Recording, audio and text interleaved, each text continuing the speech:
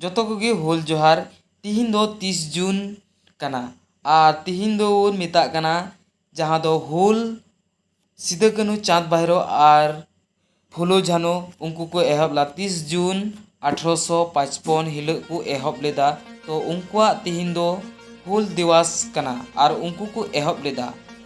तो उनको आ नोआ धरती रे लड़ाई जगह जुमी अबुआ दारे नड़ी बंचाव किदा को और उना लड़ाई रे नुकु दुकु बोंगा तलायना। तो गाती को अड़ी दुख रेना कथा कान गया और तिहिन दो दुख रेना दिवस कान गया। तो नुकु अबुरेन सिदो कान्हू चाँद भैरो जुदी बकु तहे लेन खा नोआ अबु बकु बंचाव दड़ी क्या आ जगह जुमी बुरु दारी नड़ी को बकु बंचाव दड़ी क्या मेन खा उनको अंग्रेजा गुलाम रगी तहे को आ नेतो धबी तहे को गया। तो गाते को नुकु चाँद भैरो सिदो कान्हू और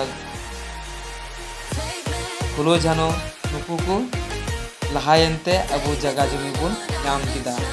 और नो नोंका गे अबु लहाते दो नील को चासे कान थे आ मेन खा 90% 100% उनको इमाव को हुई कान थे मेनखान नोंका ते जॉम बांग कुल कान थे और नोंका रेंगे गुन तहन कान थे बांदो स्कूल चला बांदो चे गी बान उनी लगी इंग्रेज लगी खटा में और उनी गी जतो माय में नील चास काते। तो नोय निये दो सिदो कान्हू तकुआ ओड़ा रे दिवस को मनावदा नेल किन पे उनकिना मूर्ति नोडे को पूजा किन कना काते को अदो हो नुका प्रत्येक साल की धूमधाम मनाव जरूर कना।